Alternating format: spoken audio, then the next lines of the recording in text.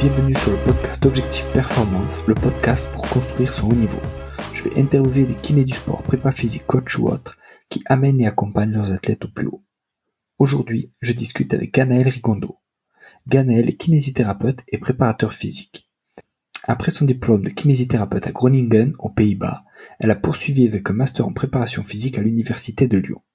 Pour son M2, elle a même pu mener une étude à l'OL féminin sur le lien entre cycle menstruel et incidence des blessures.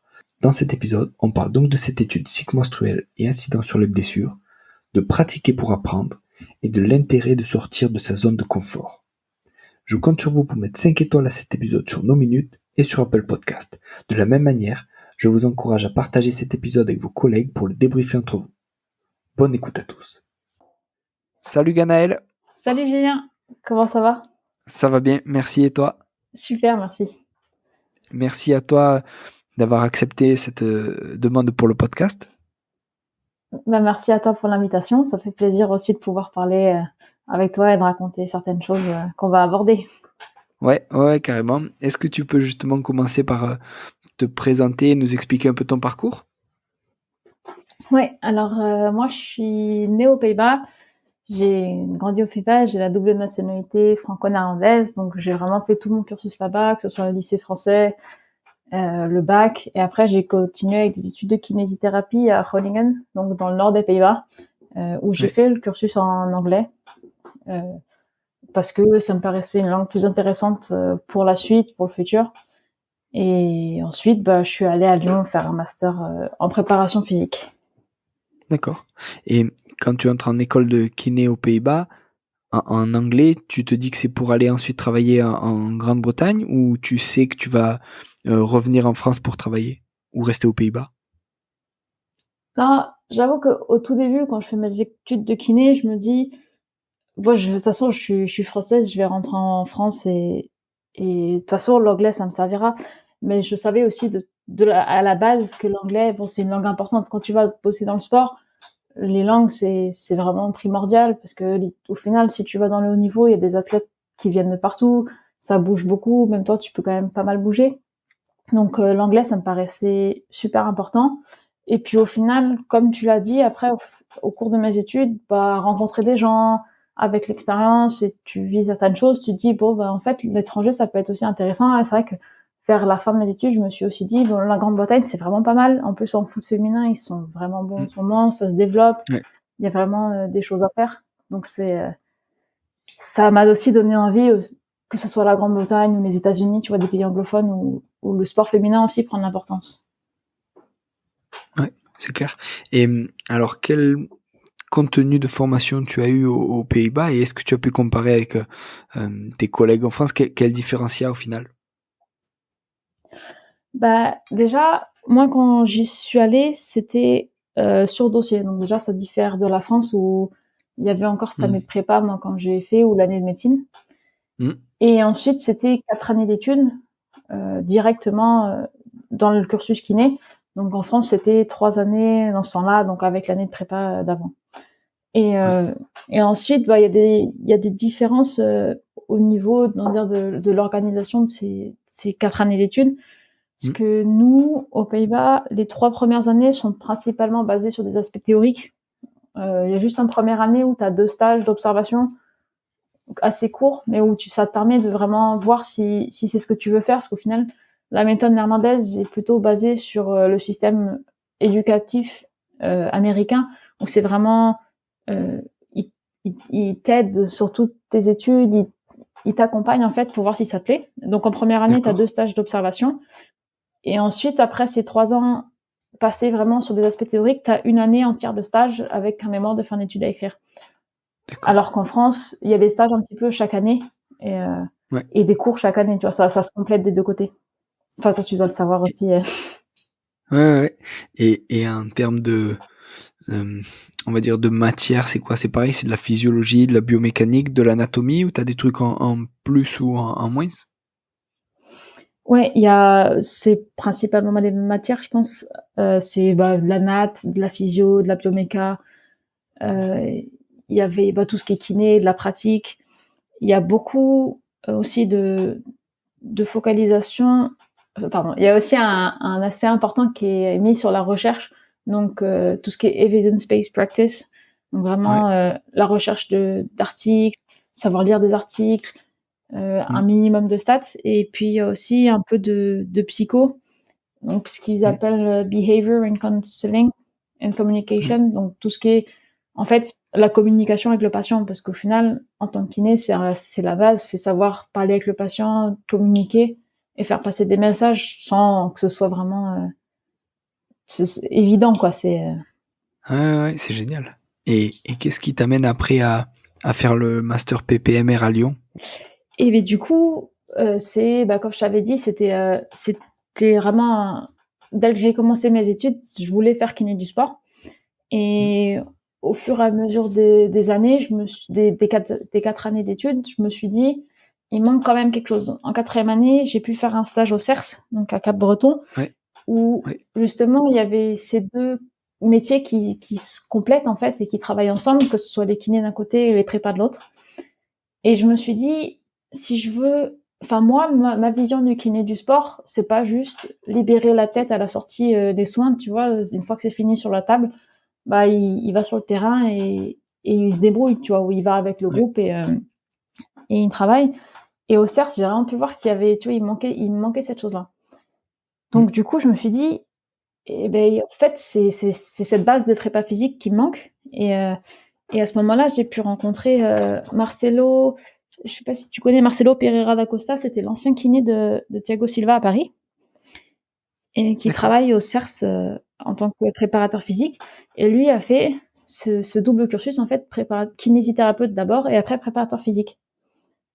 Et quand je l'ai vu et à force de parler avec lui, bah, je me suis dit en fait c'est ça qui manque et qui permet aussi d'avoir ce raisonnement en fait de kiné du sport et de préparateur physique en réathlé, et d'accompagner l'athlète vraiment au mieux sur son retour en fait.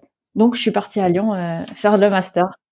Top. Et alors, pareil, pourquoi Lyon au final? Pourquoi pas une autre université STAPS en France, ou justement pourquoi pas une université en Grande-Bretagne, vu que tu parlais déjà anglais? Et bah, à ce moment-là, je pensais plus à rentrer en France parce que du coup, j'avais pas encore vécu en France, donc c'est vraiment plus des raisons personnelles, tu vois. Je me suis dit bon, ça fait 22 ans que je fais pas, mes parents sont français, je vais rentrer en France quand même, voir ce que c'est aussi la vie là-bas, parce que mine de rien, je connaissais pas ce que c'était de vivre en France.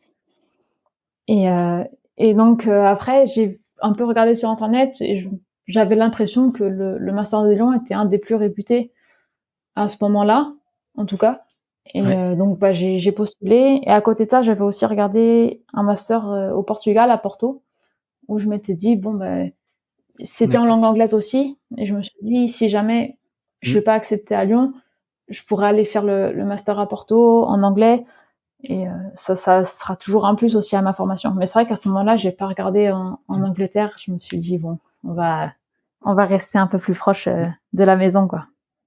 Ouais, c'est énorme. Et tu as fait un stage aussi au FC Nantes, au Loup et à l'OL féminin. À quel moment ça se place ça, dans ton cursus? Ouais, j'ai eu la chance de pouvoir faire ces stages, en effet. Donc j'ai fait mes 2 stages d'observation au FC Nantes avec l'équipe professionnelle masculine. Où, j'ai pu, bah, je remercie Nicolas Bernot aussi, le kiné du FC Nantes, qui m'a permis de faire ce stage. Et donc ça, c'était mes premiers stages de kiné. Puis ensuite, en 4e année de kiné, j'ai fait mon stage au CERS, donc 10 semaines de stage à Cap-Breton, où c'était vraiment j'étais approfondie dans le milieu du sport. Et ensuite, en première année de master, j'ai fait mon stage au Loup avec les Crabos du Loup. Puis en deuxième année de master, j'ai fait mon stage à l'OL féminin. D'accord. Putain, c'est génial. Donc, t'as fait rugby, t'as fait pas mal de foot, t'as fait de la rééducation. Et qu'est-ce que tu as préféré et qu'est-ce que ça t'a apporté? Et bah, c'est plein de choses en fait, c'est plein de choses différentes, surtout parce que bah, du coup, il y a d'un côté les stages en kiné, de l'autre côté les stages en prépa physique et en réathlé. Et enfin le stage de première année de kiné, du coup, ça te confirme en fait ce que tu veux faire. C'est oui, ça c'est ça que je veux faire, c'est ça qui me plaît, et je vais bosser pour. Et ensuite, du coup, bah, le stage au CERS, comme je t'avais dit tout à l'heure, c'est c'est ce qui m'a permis aussi de me rendre compte qu'il me manquait quelque chose, en fait, que je pouvais pas m'arrêter là, après mes études de kiné, que fallait que j'approfondisse. Mais par contre, ça m'a emmené beaucoup de bases et de connaissances en kiné. Au final, c'est la pratique qui t'apprend le plus, je pense. Donc, c'est vraiment là que tu ressors grandi en tant que kiné. Et après, le stage, du coup, mon premier stage en prépa physique au Loup, ça m'a changé de monde un petit peu parce que j'étais vraiment restée dans le monde de la kiné avant. J'ai pas fait STAPS.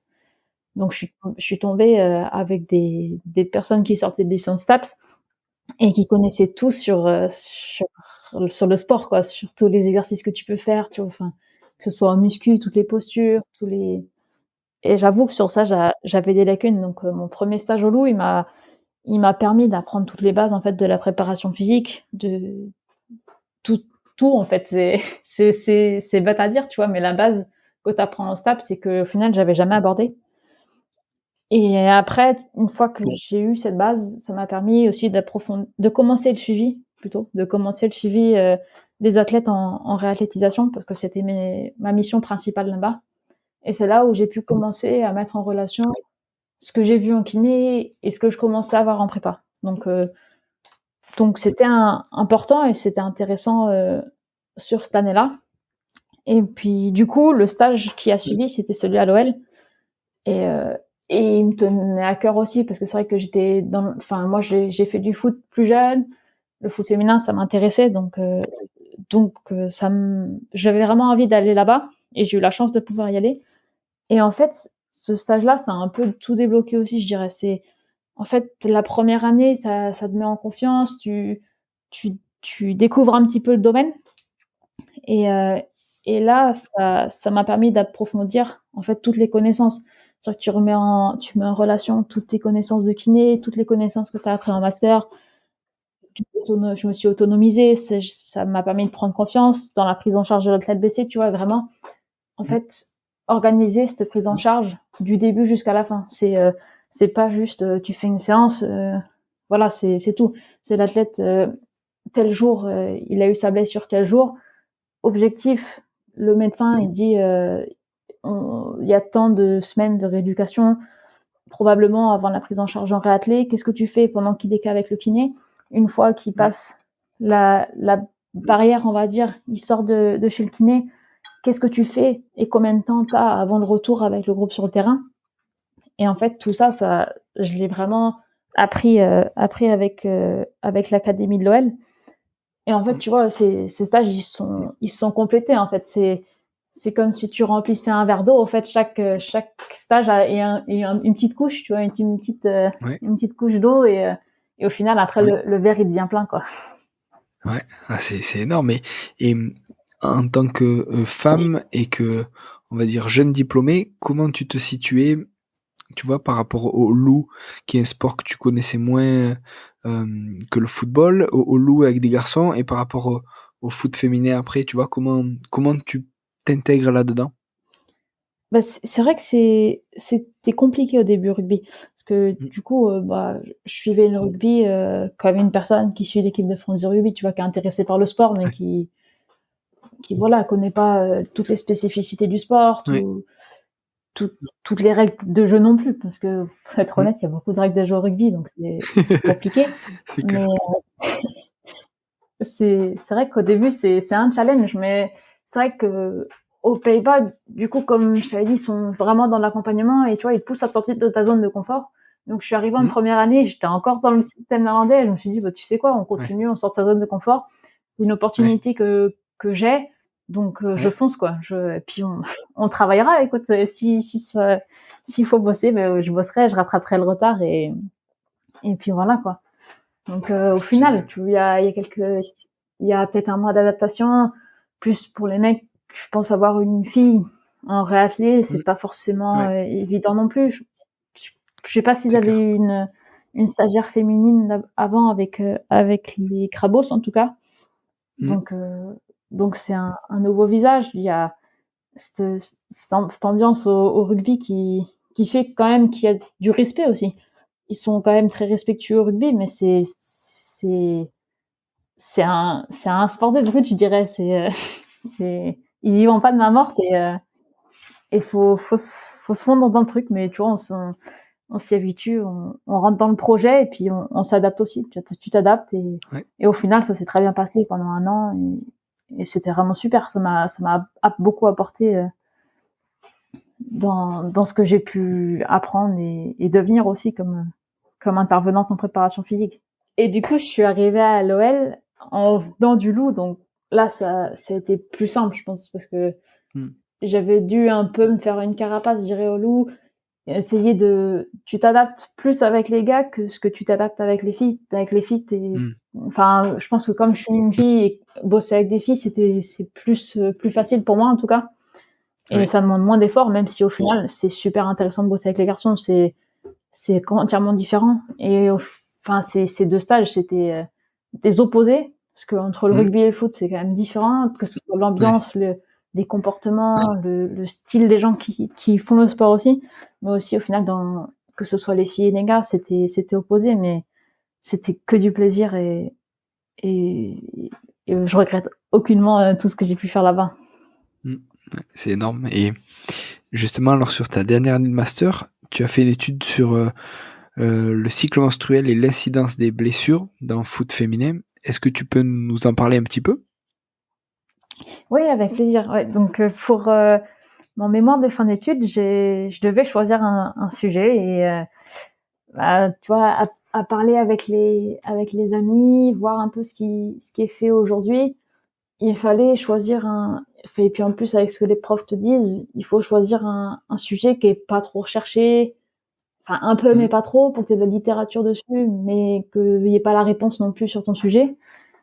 Et du coup, je cherchais un sujet qui relie qui relie un petit peu la kiné et la préparation physique, la réathlée, parce que mine de rien, c'est ce que je voulais atteindre après ce master. En fait, c'était pas être prépa physique d'une équipe, enfin en chef, tu vois, c'est vraiment faire de la réathlée. Donc je me suis dit, c'est le moment où je peux relier un peu tout ce qui est kiné et prépa. Et donc j'ai trouvé ce thème du cycle menstruel qui me paraissait super intéressant, surtout que j'étais en stage avec des filles. Le foot féminin, ça se développe, c'est recherché, tu vois, c'est l'occasion aussi de le faire. Il y avait pas énormément de choses qui étaient faites encore à l'OL sur ce sujet-là, donc c'était vraiment une opportunité. Et je me suis dit, pour relier l'aspect prépa et l'aspect kiné, fallait que je regarde les blessures d'un côté et le cycle menstruel de l'autre sur une saison, quoi. Et au final, ça m'a emmené à rechercher l'influence du cycle menstruel sur l'incidence des blessures chez la joueuse de football élite. Donc c'est vraiment un sujet qui était énorme et qui m'a beaucoup appris aussi, parce qu'au final, on n'apprend pas grand-chose sur le cycle menstruel pendant le master. Donc c'est encore une fois à partir de zéro et rechercher. Et quel âge avaient tes joueuses alors? Alors du coup, j'ai eu la chance de pouvoir inclure le groupe professionnel sur cette étude-là. Donc ça fait que l'écart était plus grand. J'avais du coup l'équipe U19 féminine, donc âgée de 16 ans et plus, jusqu'à l'équipe professionnelle qui était âgée jusqu'à 34 ans à ce moment-là. Donc ça fait que j'avais des filles qui avaient de 16 ans à 34 ans. D'accord, super. Et combien de filles tu as eu? Et en tout, j'avais 53 joueuses. Il y en avait 31 en U19 et 22 sur l'équipe pro. Du coup, ce qui fait que c'est un nombre de joueuses intéressant, même si au final, pour une étude, c'est toujours intéressant d'en avoir plus. Mais à ce moment-là, c'est ce que je pouvais faire. Et donc, c'était déjà pas mal pour cette étude-là. Et comment tu répertoriais les blessures? Est-ce que tu étais en lien avec les staffs médicaux, avec les médecins, ou est-ce que tu passais directement par les joueuses et c'était, on va dire, un genre de questionnaire auto-rapporté? Comment tu faisais? Alors, pour les blessures, j'ai eu la chance de pouvoir travailler avec les staffs médicaux des 2 côtés. Donc je les remercie encore d'ailleurs, parce qu'au final, eux m'ont beaucoup aidé, surtout David Moriès, le médecin des pros, qui était très intéressé par le sujet et qui m'a en fait donné accès aux blessures des joueuses sur ces 3 dernières années. Donc pareil, chez l'U19, j'ai eu le listing des blessures des 3 dernières années, avec quelle joueuse était blessée, la date de la blessure, où est-ce qu'était la blessure et quel type de blessure c'était. Donc en fait, sur toutes les données de blessures des 3 dernières années, j'ai trié et j'ai vu tout ce qui était coût. Bah, déjà, c'était mis de côté parce que c'est pas lié en fait à la chose elle-même en fait. C'était pas intéressant pour l'étude. Et j'ai séparé les blessures musculaires d'un côté, les blessures ligamentaires d'un autre côté, les blessures tendineuses de l'autre. Après, il y avait d'autres blessures type neurologiques qui apparaissaient dans les listings, mais sur toutes les blessures des 3 années, il y avait peut-être 1 ou 2 blessures neuro, donc c'était pas intéressant sur l'étude, ça permettait pas d'avoir des résultats intéressants. Et donc j'ai pris ces 3 catégories de blessures que j'ai vérifié avec les docs si ça leur allait. Et après confirmation, on a gardé ça et du coup j'ai ces 3 catégories de blessures là. Est-ce que tu peux nous faire un petit rappel sur les phases du cycle menstruel, s'il te plaît? Donc le cycle menstruel, c'est vraiment une caractéristique de la femme et qu'on n'aborde pas beaucoup, qu'on ne connaît pas forcément beaucoup parce que c'est beaucoup de détails, beaucoup de caractéristiques spécifiques et des variations d'hormones. Et c'est assez compliqué. Pour l'expliquer facilement, en fait, pendant le cycle menstruel, qui dure entre 28 et 31 jours selon les filles, ça dépend, on a 3 phases. La phase folliculaire, la phase ovulatoire et la phase lutéale. Donc les 3 phases ont des durées différentes. Souvent la phase lutéale dure à peu près autant que la phase folliculaire et la phase ovulatoire ensemble. On va dire 14 et 14 jours de chaque côté. Et en fait, ces phases, elles vont dépendre des variations d'hormones. Au niveau des hormones, chez la femme pendant le cycle menstruel, tu as les variations d'œstrogène, les variations de progestérone, et après, tu as aussi les variations de LH et de FSH. Donc, bon, ça, c'est vraiment spécifique et je vais pas trop rentrer dedans parce que ça peut être compliqué. Mais les 2 hormones importantes, c'est l'œstradiol et la progestérone. Et en fait, l'œstradiol, pendant le cycle menstruel, la concentration va pouvoir être multipliée par 5 et la progestérone, sa concentration va être multipliée par 30 à certains moments. Et en fait, ces variations de concentration vont en fait séparer le cycle menstruel en différentes phases. Et c'est ce qui était intéressant en fait, c'est de voir si ces variations d'hormones ont un impact sur les blessures et sur la femme, sur sa performance et tout ce qui peut aller avec. Et en fait, à ce moment-là, il y avait quand même peu d'études qui étudiaient l'analyse en fait entre le cycle menstruel et les blessures, et plus qui analysaient le cycle menstruel et la performance.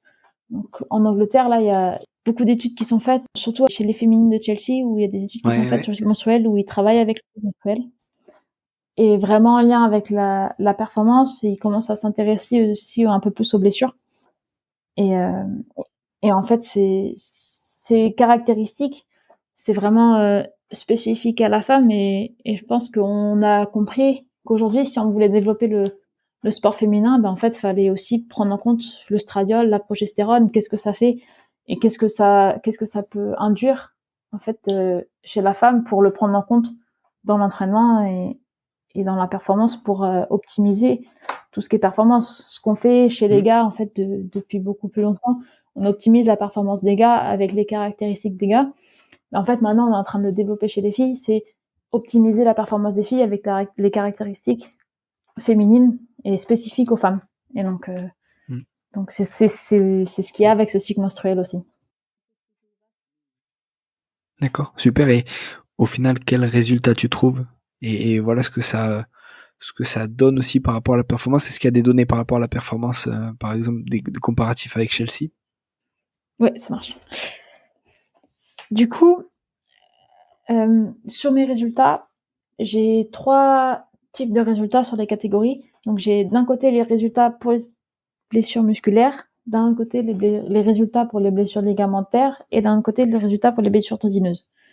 Donc pour chaque catégorie de blessures, j'ai divisé les joueuses en 4 catégories d'âge, les moins de 20 ans, les 20-24 ans, les 25-29 et les plus de 30 ans, pour permettre de différencier après peut-être si j'avais les résultats ou pas, des applications pratiques que je pouvais en tirer et peut-être différencier en fait pour chaque équipe.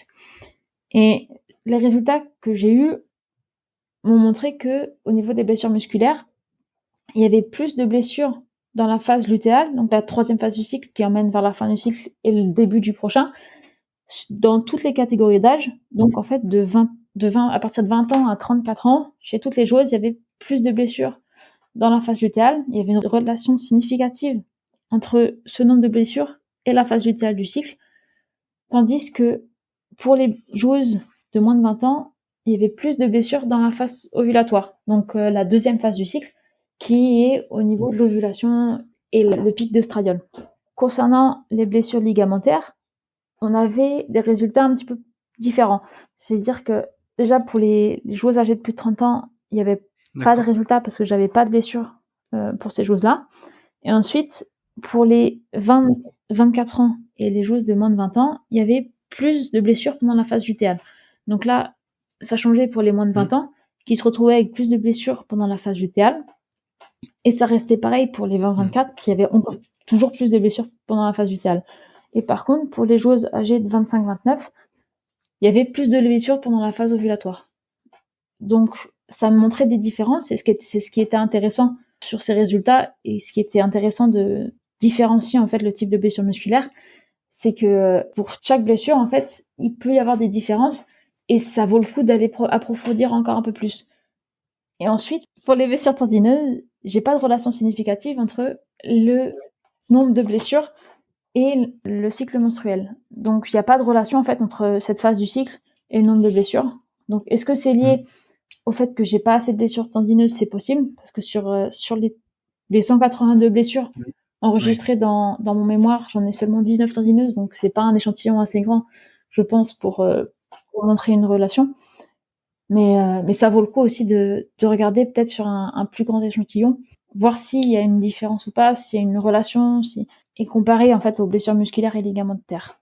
Quelle application au final tu peux en tirer sur le terrain, et pour les gens qui entraînent des femmes notamment en pratique, en quoi ça peut aider?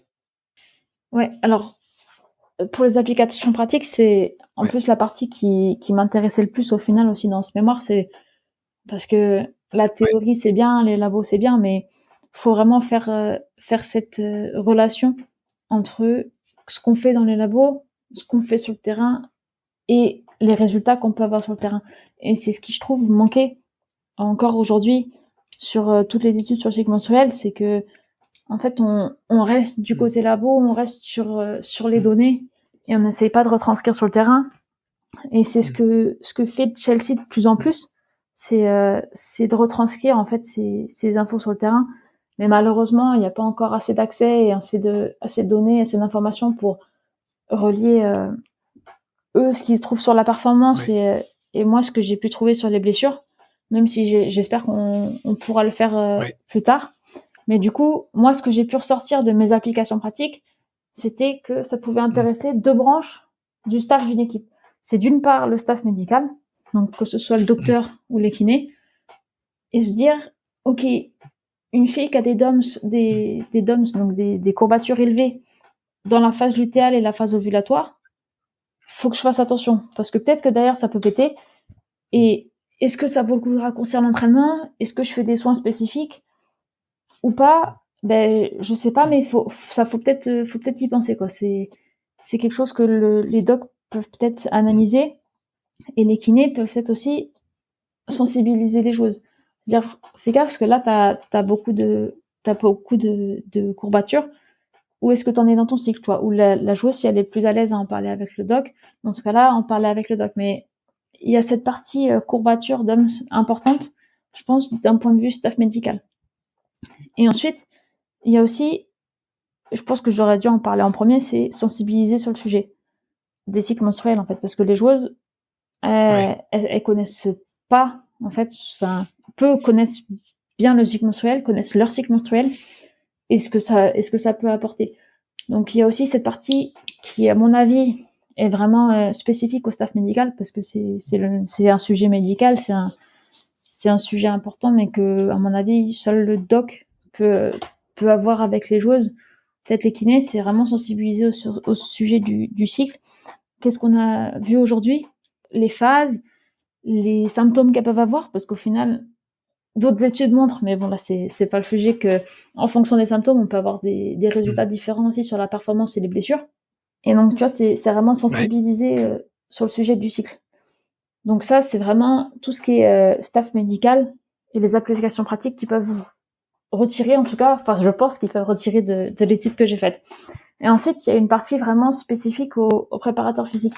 C'est parce qu'au final, dans ces équipes où on cherche l'excellence, où on cherche le haut niveau, tout ce qui est sport de haut niveau, on cherche toujours à ajouter du travail. Il y a des séances supplémentaires, que ce soit des séances de travail musculaire, de travail préventif, de tout ça. Et c'est se dire, ok, sur ces séances de travail supplémentaires, peut-être qu'il faut que j'adapte aussi en fonction du cycle de la joueuse. C'est que si la joueuse, elle est dans sa phase lutéale ou ovulatoire, en fonction de son âge aussi, on peut en parler après, c'est est-ce que là, je laisse la joueuse un petit peu tranquille en se disant, ok, elle est dans sa phase lutéale, elle a un risque de blessure musculaire plus important, donc là, je fais peut-être plus attention, je réduis un petit peu la charge de travail musculaire, quitte à faire un autre travail, ça peut être pris en compte. Et ça peut être le sujet d'études futures, ce sera intéressant. Ou dans ce cas-là aussi se dire, bah, écoute, la joueuse, elle est dans sa phase folliculaire, peut-être que c'est le moment aussi d'optimiser le travail musculaire, parce que je sais qu'après, je pourrais moins le travailler. Donc ça, c'est un aspect qui peut être intéressant pour les préparateurs physiques, parce qu'au final, le foot, c'est un sport collectif, et retirer une joueuse de l'équipe ou d'un entraînement, c'est compliqué, et la joueuse, elle voudra pas non plus. C'est plus difficile, en fait. Donc vraiment, sur le travail individuel, ça peut être intéressant de le prendre en compte. Et ensuite, du coup, comme je disais tout à l'heure, il y a l'âge, tu vois. Est-ce que, ok, je suis avec les U19, on a vu que les moins de 20 ans avaient plus de blessures musculaires sur la phase ovulatoire. Dans ce cas-là, je fais plus gaffe sur la phase ovulatoire et moins sur la phase lutéale. Tu vois, c'est adapté un petit peu sur les équipes. Même dans le groupe pro, si tu as plusieurs catégories d'âge, tu t'adaptes en fonction. Tu vois, si la joueuse, elle a plus de 30 ans, tu me dis, bon, la phase lutéale, il faut vraiment que je fasse gaffe. Et dans ce cas-là, je peux avoir plus de chance. Enfin, je peux travailler plus sur les autres phases. Et c'est quelque chose qui peut être intéressant. Tu vois, après, c'est vraiment des applications pratiques que je peux retirer de mes résultats à moi. Après, à voir si d'autres études le confirment ou pas. Mais en tout cas, moi, c'est ce que j'ai pu voir et ce que j'espère peut aider aujourd'hui, en tout cas, les préparateurs physiques et les staffs médicaux sur les équipes pro et les équipes même sportifs, que ce soit amateur, tu vois, parce que c'est aussi un sujet qu'il va falloir développer dans le monde amateur. Et voilà. Puis après, il y a, bon, ça, c'est plus compliqué, c'est tout ce qui est travail préventif additionnel. Mais ça, on le sait tous aujourd'hui, la question du ligament croisé chez la fille, c'est, oui, il y a plus de blessures, il y a plus de LCA chez la fille, mais au final, tout ce qui est travail préventif pour ces ruptures, il n'y a pas vraiment d'accord aujourd'hui sur quel programme pourrait marcher plus que l'autre. Donc, ça pourrait être intéressant dans le futur, peut-être à moyen terme, de savoir si c'est intéressant d'introduire un travail préventif sur les blessures ligamentaires, parce qu'au final, c'est plus dur de prévenir des blessures ligamentaires que musculaires sur une certaine phase du cycle. Mais après, ça, faudra déjà qu'il y ait une preuve scientifique sur l'efficacité d'un programme ou d'un autre sur en fait les blessures ligamentaires, et c'est ce qui est un peu compliqué aujourd'hui et qui mérite d'être un peu plus approfondi, je pense, carrément. Sur ce sujet. Et du coup, est-ce que c'est un travail sur lequel tu vas, on va dire, avancer dans les mois qui viennent, un programme spécifique de prévention des blessures du LCA en fonction du cycle menstruel de ta joueuse? C'est un truc que tu vas faire? C'est un truc qui m'intéresserait. Je pense qu'en fait, c'est le sujet global qui m'intéresse. C'est vraiment cette relation entre les blessures et le cycle. Pas que le LCA, parce que je pense que j'ai pas encore assez d'expérience et pas assez de travail terrain pour réussir en fait à faire un programme de prévention des blessures du LCA. Je pense qu'il faut quelques années d'expérience, tu vois, il faut avoir vu des choses passer. Enfin, en tout cas, je me sens pas encore légitime à en faire un, pas prête à en faire un, et j'espère que d'ici peut-être 10 ans, je serai capable et j'arriverai à en faire un et qui aura des résultats, mais ça, on verra plus tard. Mais en tout cas, c'est le sujet des cycles menstruels et l'incidence des blessures. Je compte le garder dans les années qui arrivent, là, l'approfondir et si possible, continuer à l'approfondir dans le football féminin. Ce serait énorme. Ce serait bien. Carrément. Et alors Ganel, est-ce que tu peux nous dire maintenant qui sont tes mentors ou les gens qui t'inspirent un peu dans ces travaux et dans ton parcours? Ouais. Alors, mes mentors, en fait, je pense que c'est des personnes que j'ai pu croiser sur mes études. Je pense qu'elles le savent même pas, aujourd'hui que ça m'a aidé à développer, en fait, qui je suis aussi, comment je travaille.